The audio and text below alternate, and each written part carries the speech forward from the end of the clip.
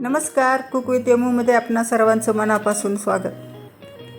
उन्हाळी वाळवणातल्या नेहमीच्या मीठ घालून केलेल्या साबुदाणा पापड्या ही तर आपली पारंपरिक उपवास रेसिपी. पण या साबुदाणा पापड्या अजून चविष्ट लागाव्यात म्हणून त्यात थोडा बटाटा घालून मी करते साबुदाणा बटाटा पळी पापड. हे साबुदाणा बटाटा पळी पापड करायला अगदी सोपे, खायला खमंग तोंडात विरघळणारे.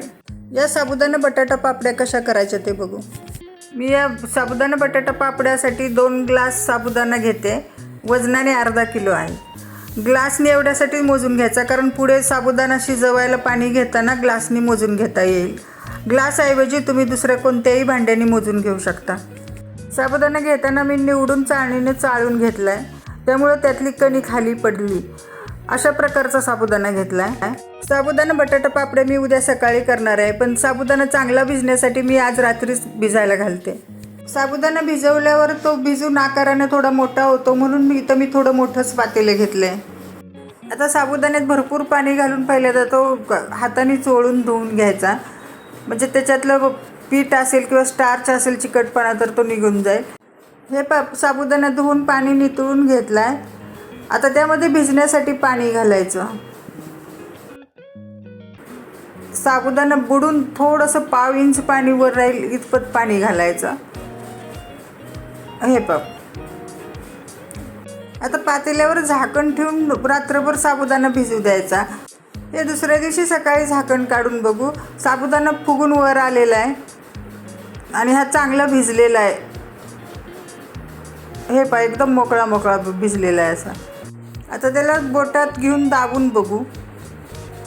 हे चांगला भिजला आहे. चमच्याने त्याला मोकळा करून घ्यायचा. साबुदाणा आपण अर्धा किलो घेतला, त्यात घालण्यासाठी मी 1/2 किलो बटाटे घेतलेत. साबुदाण्याचे निम्मे बटाट्याचा किस घालणार आहोत. आता हे बटाटे स्वच्छ धुवून साल काढून घ्यायची. हे बटाटे साल काढून घेतलेत. आता त्याचा किस करायचा. हे मधल्या एकदम मोठ्या नाही, मधल्या होलनी मी किस करते. हे पाठ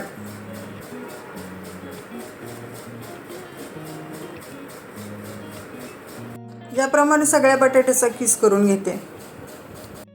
किस काळा पडू नये म्हणून पाण्यात किसलाय. आता हा किस परत 2-3 पाण्याने स्वच्छ धुवून घ्यायचा, त्यामुळे त्याचं स्टार्च निघून जातं. हे पहा, किस मी पिळून घेतलाय. आता अजून एका पाण्याने तो धुवायचा.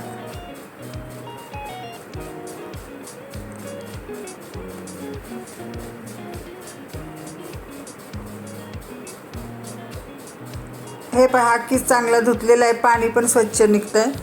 तो काळा पडू नये म्हणून तसाच पाण्यात ठेवायचा. आता साबुदाणा शिजवण्यासाठी जाड पातेले घेतले. त्यामध्ये ज्या ग्लासनी साबुदाणा घेतला त्या ग्लासनीच पाणी मोजून घ्यायचं. हे पहा, हा पहिला ग्लास, हा दुसरा ग्लास, तिसरा ग्लास, चौथा ग्लास, 5वा ग्लास, 6वा ग्लास, 7वा ग्लास आणि हा शेवटचा 8वा ग्लास. म्हणजे 1 ग्लास साबुदाण्यासाठी 4 ग्लास पाणी आपण घेतलं आहे. आता ते झाकण ठेवून उकळू द्यायचं. झाकण ठेवून 5 मिनिटं झाली. पाण्याला उकळी आली का ते बघू. हे बघा, पाण्याला उकळी आली. आता त्यामध्ये सुरुवातीलाच चवीनुसार मीठ घालायचं. मीठ इथं मी अंदाजे 2.5 टीस्पून घालते. एवढं मीठ पुरेसं होतं, पण तुम्ही जर मीठ एकदम कमी खात असाल तर 2 ते 2.25 टीस्पूनपर्यंत घालू शकता. वाळवणांच्या पदार्थांना मीठ थोडं बेतानंच टाकायचं, कारण वाळल्यावर ते खारट होतात. सुरुवातीपासून गॅस मोठा होता, तो बारीक करून त्यामध्ये साबुदाणा टाकायचा. साबुदाणा टाकून झाला आहे. आता तो पळीने हलवायचा. सुरुवातीला तो खालीच बसलेला आहे. साबुदाणा टाकून झाला, आता गॅस मोठा करायचा. साबुदाणा हळूहळू वर येईल आणि त्याचा रंग पण बदलेल, तो पारदर्शक होईल. आता 2 मिनिटं पातेल्यावर झाकण ठेवायचं. 2 मिनिटं झालेत. पातेल्यावरचं झाकण काढू. साबुदाणा वर आला आहे. आता त्याला सारखं हलवून शिजवून घ्यायचा. आता झाकण न ठेवता सारखं हलवत राहायचं, म्हणजे तो हळूहळू घट्ट होईल. मोठ्या गॅसवर 5 मिनिटं झालेत. साबुदाणा शिजतोय. त्याला साबुदाण्याचं मिश्रण दाटसर झालं आहे. आपल्याला हे मिश्रण असंच पाहिजे. आता त्यामध्ये 1 टेबलस्पून चिली फ्लेक्स टाकायचे, त्यामुळे पापडे अजून खायला टेस्टी लागतात. चिली फ्लेक्स मिसळून घ्यायचे आणि लगेचच बटाट्याचा किस पाण्यातनं पिळून त्यामध्ये टाकायचा. बटाट्याचा किस शिजायला फार वेळ लागत नाही. किस साबुदाण्याच्या मिश्रणात व्यवस्थित मिसळून घ्यायचा आणि आता 1 मिनिट झाकण ठेवायचं फक्त. बटाटा लगेच शिजतो. ह्या 1 मिनिट झाला आहे. हे पापड्या घालण्यासाठीचं मिश्रण तयार झाले. हे आता जरी पातळ दिसत असलं तरी जसं थंड होत जाईल तसं ते घट्ट होत जातं. हे मिश्रण आता खूप गरम आहे. कोमट झाल्यानंतर मगच प्लॅस्टिकवर घालायचं.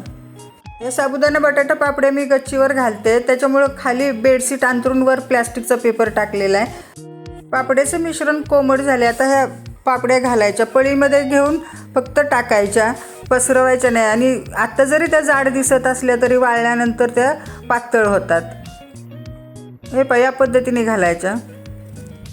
इथं मी छोट्या छोट्याच घालते कारण तळून त्या परत मोठ्या होतात. हे सगळे साबुदाणा बटाटा पापड्या घालून झालेत. आता हे 3 दिवस कडक उन्हात वाळू द्यायच्या.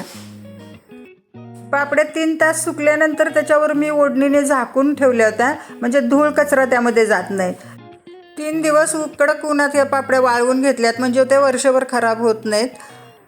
घालताना जरी आपल्याला ह्या जाड दिसत असल्या तरी वाळल्यानंतर पातळ झालेत. हे अगदी ट्रान्सपरंट झालेत.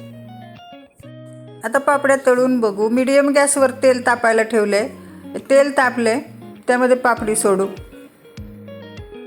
हे छान फुलते पापडी. तिरकी करून सगळं तेल नितळून घ्यायचं.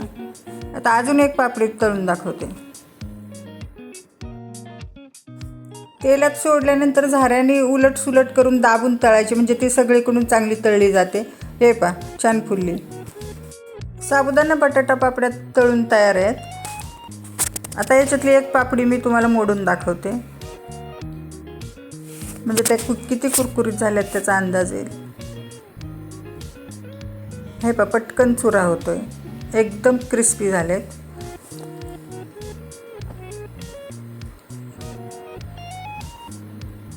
हे बघा, अजिबात तेलकट नाहीत. दुप्पट फुलणाऱ्या या साबुदाणा बटाटा पापड्या आपण उपवासाला तर तळतोच, पण एरवीला पण तळून खाऊ शकतो. छान टेस्टी लागतात. खायला एकदा सुरुवात केली की खातच राहावंसं वाटतं. तुम्हाला हा साबुदाणा बटाटा पळी पापडाचा व्हिडिओ कसा वाटला? व्हिडिओ आवडला तर लाईक शेअर करा. तुम्ही जर माझ्या व्हिडिओ पहिल्यांदा बघत असाल तर चॅनलला जरूर सबस्क्राईब करा. परत भेटू नवीन रेसिपीबरोबर. तोपर्यंत धन्यवाद. चॅनलला सबस्क्राईब करा आणि घंटी वाजवायला विसरू नका.